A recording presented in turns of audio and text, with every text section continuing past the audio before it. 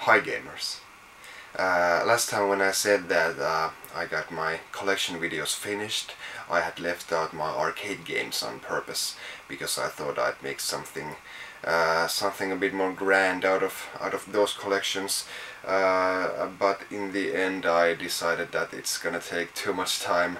I'm just gonna do a regular presentation of my arcade games here, and maybe later do some actual footage and arcade machine operation, stuff like that later. But you know, this video is dedicated to my Neo-Geo collection. And well, first a bit of history. The Neo-Geo is one of the most unique gaming machines there is. It all started in the 1990s, 1990 or maybe 1989 if you want to count it that way. In the arcades there was this machine called Neo-Geo MVS, multi-video system, and this was I'm not sure if this was the first time this concept was used in the arcades, but one of the first. It was that you had games came in these game cartridges, and you had motherboards that housed more than one of these cartridges, so you could just change the game by pushing a button. So one machine in one spot at your arcade could house 1 or 2 or 4 or even 6 games. The Neo-Geo machine that I have is a 6-slot machine. It's really good. Just push a button and you can change the game, so you know, not much hassles there.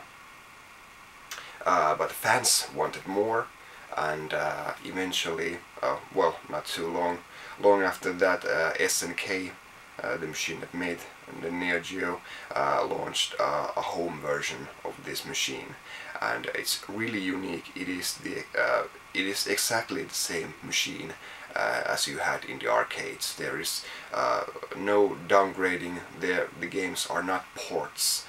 When you have the arcade version and the home version, the games they have exactly the same code inside them. They are physically a bit different, so you can't swap the games as much. You know, the arcade owners couldn't buy the cheap home versions and then use them in their arcade machines, but well, later the arcade games are the cheap ones and the home versions are the expensive ones nowadays. But they are a bit different physically, but you know, they are the same games, and it is really a bold idea. You know, you have the same machine in the arcades and at home. It was really out of this world back in the day, and so was the price. The machine itself cost well, was it $600?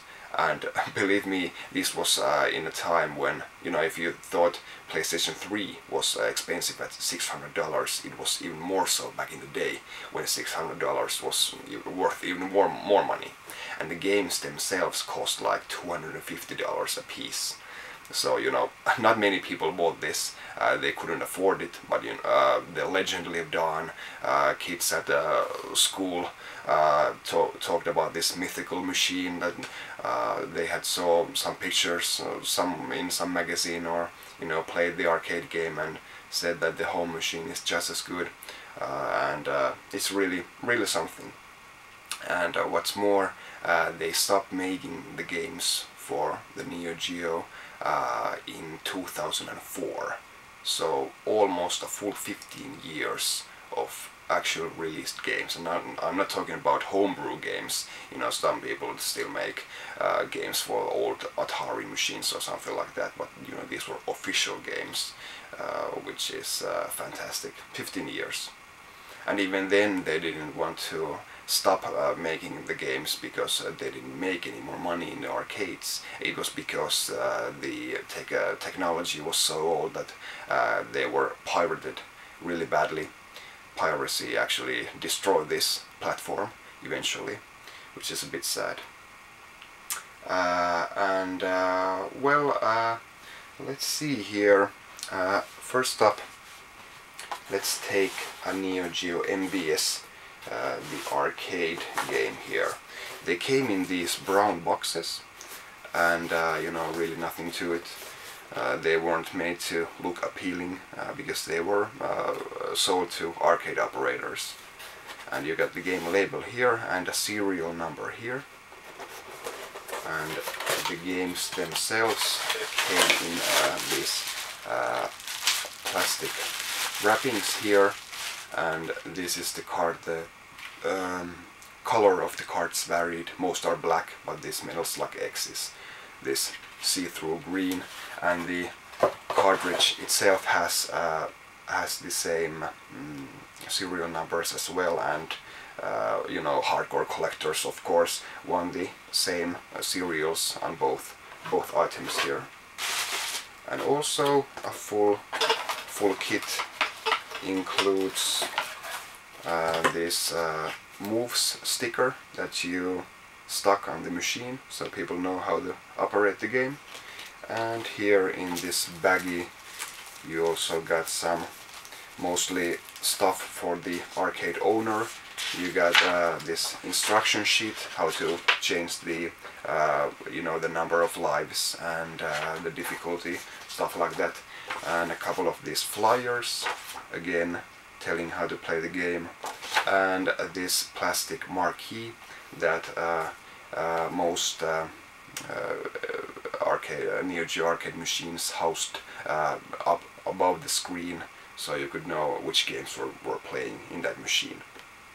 So this was an MVS kit, and you can, and you know, naturally most arcade operators threw out these boxes, what use were them, so it's really a cool thing to collect nowadays, these full MVS kits.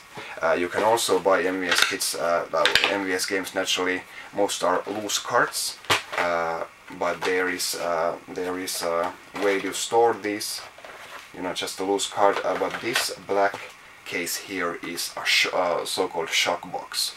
They aren't manufactured anymore, but you can buy them second hand, and you can print your own cool covers here, so many people prefer this over the brown boxes. You know, looks really good, looks like a real release here, and you know, you just gotta spend some money for the case and the printed insert, but it, you know, looks good that way.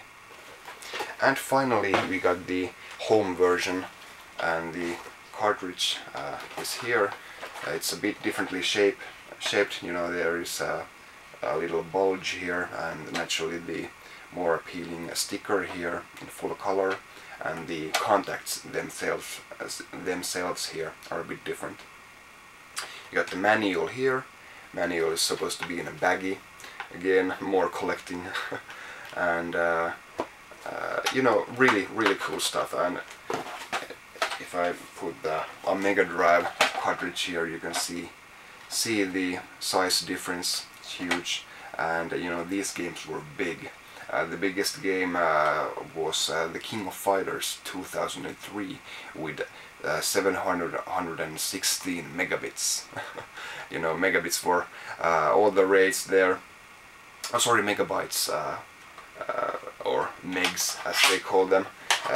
It's funny that they actually have the megs here printed on the case. You know, bigger is better. I really like that mentality. And you know, the games look gorgeous. All the animation, the music, sound samples, all that stuff. You know, the space wasn't wasted there. But you know, again, here is a Mega Drive. For comparison, you can see that the Neo-Geo cartridge is big. You know, the cases are even bigger. But you know, I'd still say that you really can't tell how big a Neo-Geo cartridge is until you hold it, you know, in your own two hands. Pictures just don't do it justice. When you get this in your hand, you really know that this is something special.